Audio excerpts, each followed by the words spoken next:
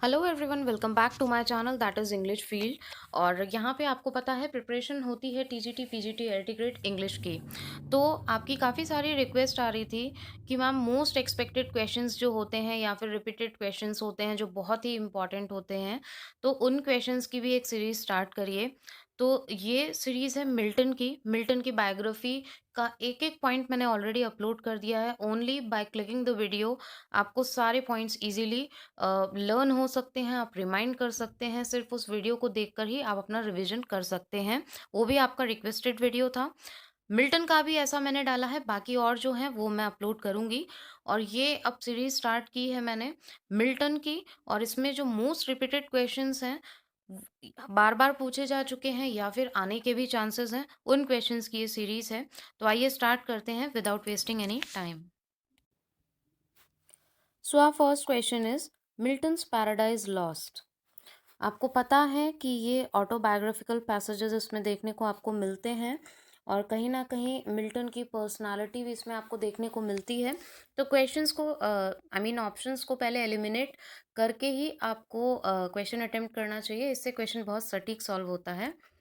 तो ये तीन ऑप्शन तो पहले ही हट जाते हैं। B is the correct answer, is notable for its autobiographical passages. Repeated question है, बहुत ही इंपॉर्टेंट क्वेश्चन है।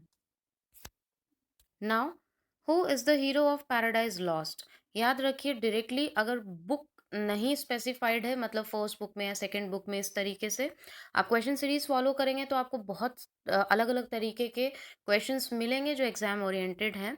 तो अभी फिलहाल हम इन्हीं पे फोकस करते हैं।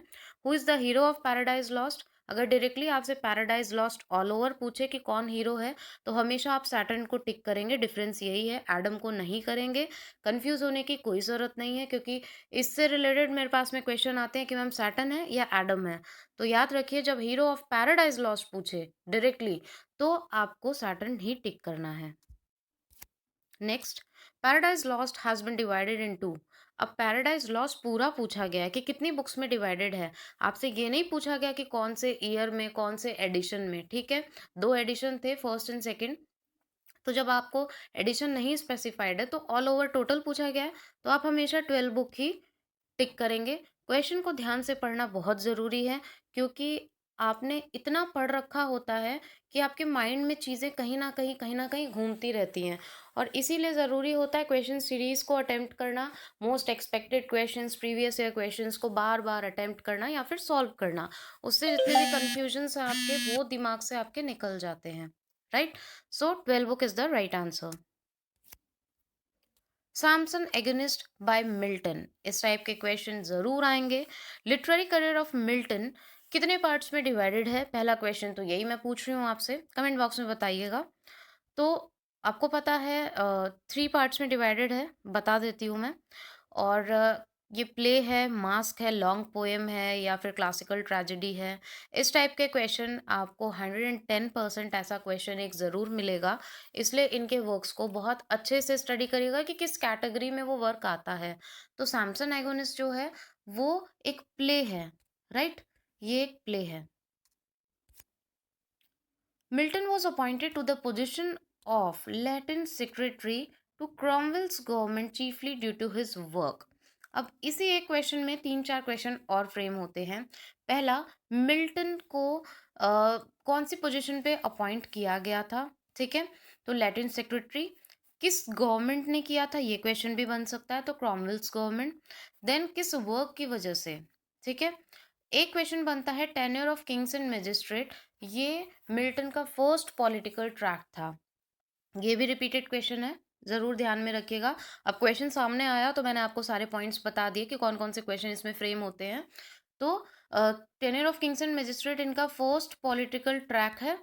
और इस क्वेश्चन में ये पूछा गया है कि Latin secretary of Cromwell's government chiefly due to his work, किस वर्क के कारण उनको बनाया गया था लेटेंट सेक्रेटरी। तो tenure of kings and magistrates, so C is the correct answer. John Milton's, again this is very important question and frequently asked question.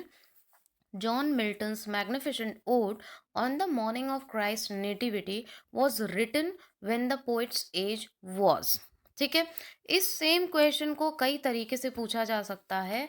एक तो अ, आपसे पूछ लिया कि कितने साल के थे जब उन्होंने ये लिखा, तो 21। इसमें भी मैसेजेस आ चुके हैं कि 21 नहीं है मैम, 24 है। तो let me make you very clear, जो पहले से स्टडी कर रहे हैं उनको तो शायद अब तक क्लियर हो गया होगा। लेकिन जो अभी बिगिनर्स हैं, अभी उन्होंने प्रिपरेशन स्टार्ट की है, बहुत सारे लोग होते हैं। तो मैं बता दूँ, बिल्कुल कन्फ्यूज़ होने की ज़रूरत नहीं है, 21 years is the correct answer. जब आपके एग्ज़ाम में अगर ये क्वेश्चन आता है तो आप 21 ही इसमें आंसर टिक करोगे, ओके? दूसरा क्वेश्चन कि ये उनके अर्ली वर्क्स में से है, ठीक है? तो कौन से टाइम पीरियड से बिलॉन्ग करता है? तो अर्ली वर्क्स में से है, फर्स्ट पीरियड में बिलॉन्ग करता है। कौन से ओकेज़न पे? तो आप बता सकते हो 25 दिसंबर, right? Next, Paradise Lost was completed by. Paradise Lost कब कंप्लीट किया गया? इससे 3-4 क्वेश्चन अलग-अलग फ्रेम होते हैं। अभी हम इस क्वेश्चन की बात कर रहे हैं, पैराडाइज लॉस्ट कंप्लीट कब हुआ? ना पब्लिश, ना रिटन, ये दोनों नहीं पूछा गया है। कंप्लीट कब किया गया? तो 1665, हमेशा आपको याद रखना है, 1665 में वो कंप्लीट हुआ था। सो मिल्टन सैमसन एगोनिस्ट, फिर से उसी टाइप का क्वेश्चन आ गया, कैटेगरी पूछी है। क्या है वो? एलिजी है, ओड है, क्लासिकल एपिक है, या फिर classical tragedy? So the correct answer is classical tragedy. बहुत ही इंपॉर्टेंट क्वेश्चन है सैमसन एगोनिस्ट। और जो लिटरेरी करियर है मिल्टन का, मैं बार बार बोल रही हूँ, उसको बहुत अच्छे से प्रिपेयर कर लीजिएगा। आप बहुत बार पूछते हो मैम इम्पॉर्टेंट क्या है, हर वीडियो में आपको पता चल जाएगा कि इम्पॉर्टेंट क्या है, क्योंकि without discussing any of the point मेरा कोई भी वीडियो होता नहीं है। इसलिए जो इम्पॉर्टेंट है, वो लिटरेरी करियर बहुत इंपॉर्टेंट है, तीनों ही फेज उनके लाइफ के 3 पार्ट्स में डिवाइडेड है, अच्छे से प्रिपेयर कर लीजिएगा। एल एलेग्रो, एल पेंसरोसो, इसके एक एक पॉइंट्स आपको पता होने चाहिए। If you need any help with notes, if you need notes, आप हमेशा पूछते हो मैम नोट्स चाहिए, फ्री ऑफ कॉस्ट अवेलेबल है यूट्यूब पे। बट थोड़ी सी मेहनत आपको भी करनी पड़ेगी। गो एंड सर्च प्लेलिस्ट बनी हुई है, आप उसमें नेम टाइप करो राइटर का, जिस भी राइटर का, पूरे नोट्स के साथ में मैंने एक्सप्लेन किया है और एक भी पॉइंट नहीं छूटा है। फिर भी छूटता है तो आप मैसेज हमेशा कर सकते हो, लेकिन एक भी पॉइंट नहीं छूटा, आप अच्छे से प्रिपेयर कर सकते हो एल एलेग्रो एंड एल पेंसरोसो, ठीक है? क्योंकि यहाँ से क्वेश्चन बनना ही बनना है। अब हम बात कर लेते हैं इस क्वेश्चन की। एल एलेग्रो एल पेंसरोसो मीन्स, वेरी इंपॉर्टेंट क्वेश्चन। अब देखिए, ब्लाइंड मैन हो ही नहीं सकता, क्योंकि ये एल एलेग्रो और पेंसरोसो दोनों जो है सुख और दुख से रिलेटेड है। तो ब्लाइंड मैन है ही नहीं, डेस्परेट मैन पहले ही ऑप्शन ऐसा दे दिया है। उसके बाद फिलोसफर से रिलेटेड भी कुछ नहीं है, आगे क्या है आपको देखने की जरूरत ही नहीं है, पहले ही गलत दिया हुआ है। Joyous man, meditative man, C is the correct answer, right? Lycidas is Milton's. जो लाइसिडास है, कॉमस है, इनके बहुत इंपॉर्टेंट वर्क है, again I am telling you. तो लाइसिडास क्या है? ये एक पेस्टोरल एलिजी है। पेस्टोरल किसको बोलते हैं और एलिजी किसको बोलते हैं? एलिजी जिसमें दुख हो, विलाप हो। Pastoral where there is description of shepherd या फिर कोई रिलीजियस बैकग्राउंड। तो इसमें भी शेफर्ड का जिक्र है, एक गडरिये का जिक्र है, ठीक है? बहुत अच्छे से मैंने इसको भी एक्सप्लेन कर रखा है।